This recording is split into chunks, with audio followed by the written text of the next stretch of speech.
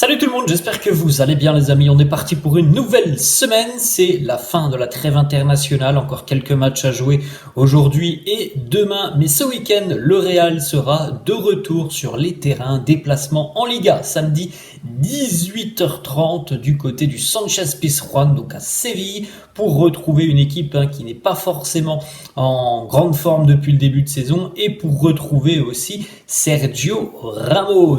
On enchaîne les amis, les deux unes des quotidiens madrilènes, le quotidien AS qui titre Asalto a la Eurocopa. L'Espagne s'est imposée 1-0 hier du côté de la Norvège. L'Espagne est donc qualifiée pour l'Euro 2024. Une petite information qui concerne le Real Madrid, c'est en bas à gauche, Güler récupéra la sonrisa. Arda Güler devrait participer à l'entraînement collectif dans le courant de la semaine. Alors on n'a pas la date précise, mais en tout cas, le retour sur les terrains, eh bien on l'a vu, il a été effectué déjà depuis une dizaine de jours et là ça va arriver dans les tout prochains jours. Entraînement collectif et surtout il devrait participer à l'entraînement complet.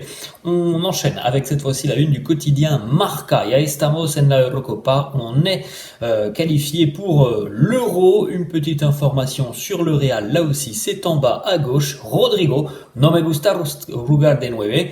Aunque lo hago, je n'aime pas forcément jouer au poste de numéro 9, mais je le fais. On a d'ailleurs quelques déclarations de Rodrigo. Il y a beaucoup de questions autour de Rodrigo depuis le début de saison parce que voilà, il y a justement un début de campagne assez compliqué pour le Brésilien, en panne d'efficacité devant le but. Rodrigo nous dit passer du temps sans marquer des buts arrive à tous les attaquants. C'est frustrant, mais parfois c'est juste une question de malchance. Je dois travailler pour que les buts et la confiance reviennent. Autre déclaration de Rodrigo qui nous dit il est important de pouvoir occuper plusieurs postes. J'ai toujours clairement dit que j'étais plus à l'aise en jouant sur les ailes, mais je n'aime tout simplement pas jouer en tant que neuf, même si dans mon club on me demande parfois de le faire.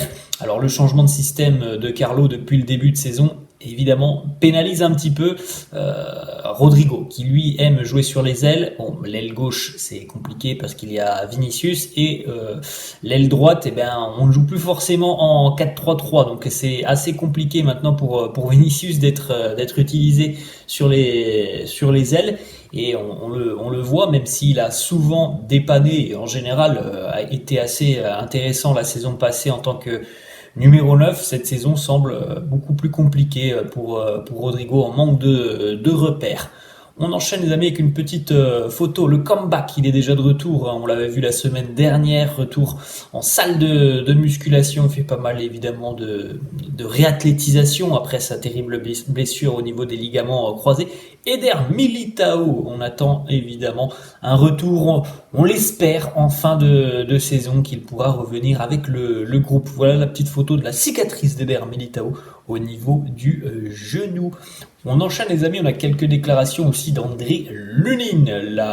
On a un duel entre Lunin et Kepa. Bon, on a très rapidement compris que Kepa allait être le gardien numéro 1. Après, évidemment, la hiérarchie peut être amenée à changer. Même s'il va falloir que l'Ukrainien rattrape un petit peu son retard parce que on a l'impression que pour le moment Ancelotti n'a pas franchement de doute à utiliser Kepa. Donc Lunin nous dit je fais ce que j'ai à faire. À la fin c'est Carlo qui décide. Kepa et moi sommes en concurrence. Nous faisons le même travail. Nous verrons. La saison peut être encore longue. Ancelotti, il m'a plus ou moins dit de rester. En fin de saison dernière, j'ai pensé à quitter Madrid. C'est normal quand vous ne jouez pas. Mais le Real, c'est mon rêve de gosse. Et si vous l'avez dans la tête, vous ne voulez pas quitter le club.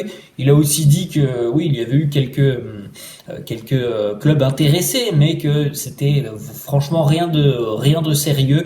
Voilà, il espère évidemment retrouver du temps de jeu. Bon, c'est un duel qui sera compliqué, je pense pour lui, parce que Kepa a été quand même plutôt bon depuis son arrivée. On a une autre déclaration d'André Lunin sur les qualités notamment de Jude Bellingham. Il nous dit à l'entraînement, Bellingham ne marque pas de but. J'arrête tous ses tirs. On dirait que le seul moment où il ne marque pas, c'est à l'entraînement. Parce qu'ensuite, dans les matchs, les choses sont différentes. Bah, tant mieux si ça se passe comme ça, que Bellingham ait du mal lors des séances d'entraînement, mais que voilà, il soit hyper productif sur les rencontres de compétition officielles. On a une petite déclaration d'Andreas Christensen, le défenseur du Barça. On est à une petite dizaine de jours maintenant, hein, du classico entre les Catalans et le Real. Et Andreas Christensen nous parle justement de Jude Bellingham et de ses débuts au Real. Il nous dit: c'est un petit peu ennuyant de s'asseoir, de regarder les résultats du Real, de voir ce que Jude a fait. Il marque tellement de buts en fin de rencontre, des buts qui décident tout simplement du sort de la rencontre. Je ne sais même pas combien de fois c'est arrivé déjà depuis le début de saison. Il l'a dit, voilà, le Real a réalisé un énorme coup avec l'arrivée de Jude Bellingham. On enchaîne, on a la déclaration cette fois-ci de Vinicius qui, encore une fois, confirme qu'il aimerait bien, pourquoi pas, passer toute sa carrière du côté du Real, mais qu'il a toujours aussi une envie dans sa tête, une promesse qu'il avait accordée à son papa. Il nous dit: je crois que je pourrais rester au Real toute ma carrière, mais le club de ma vie, c'est Flamengo. J'ai promis à mon père d'y retourner un jour. Il faut que je respecte cette promesse. Donc voilà, Vinicius qui aura certainement envie de retourner au pays. Alors, pas pour maintenant, hein, je pense que ça sera plutôt sur la fin de sa carrière, comme certains joueurs, hein, qui retournent dans leur premier club, souvent en fin de carrière pour boucler une histoire. Autre déclat de Vini sur Ancelotti, il nous dit: c'est comme un père et un fils. Grâce à lui, j'ai mieux abordé des moments pour lesquels je n'étais pas spécialement prêt. Il me pousse toujours, il veut que je garde la tête froide, et quand il faut me mettre la bronca, il ne se prive pas non plus de le faire. Une autre déclat sur Zidane, hein, évidemment Vini a côtoyé Zizou à ses débuts pour Vini, hein, il y a quelques années lorsque Zizou était là. C'était pas le Vini que l'on connaît actuellement, c'était un joueur fraîchement arrivé du côté de l'Europe qui était encore parfois un petit peu un diamant à polir, dans le sens où il y avait quand même pas mal de lacunes chez Vinicius. On voyait un joueur très explosif, mais il avait encore évidemment une grosse marge de progression. Bon, maintenant, on voit quand même, hein, qu'il a atteint un niveau et une régularité assez exceptionnelle, mais c'était pas le cas il y a quelques années. Vini qui nous dit: ah, Zizou, Casemiro et Marcelo me parlaient beaucoup de lui et en très bien. Il est une référence pour tous, je ne l'ai pas vu beaucoup jouer, j'étais trop petit, mais il y a YouTube, il jouait comme peu d'autres et comme entraîneur, il m'a aussi énormément aidé.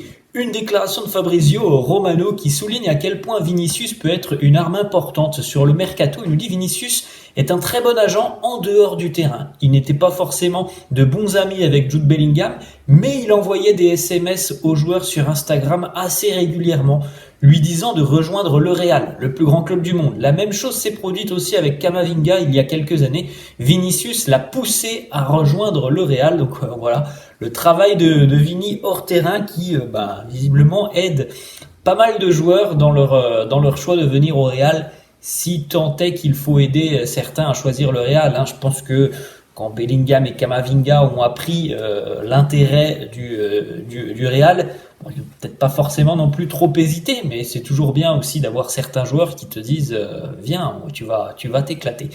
On continue les amis, une petite déclaration de Martin Odegaard qui s'éclate maintenant du côté d'Arsenal. Et il nous parle de son passage au Real. Il nous dit: mon passage à Madrid fut une très grande expérience. Cela m'a aidé à mûrir. Moi, j'avais besoin de jouer. Je suis content de la façon dont s'est déroulée ma carrière. Si je n'avais pas été au Real, je n'aurais pas atteint le niveau que j'ai aujourd'hui. Est-ce qu'il y aura un nouveau retour de Martin Odegaard du côté du Real?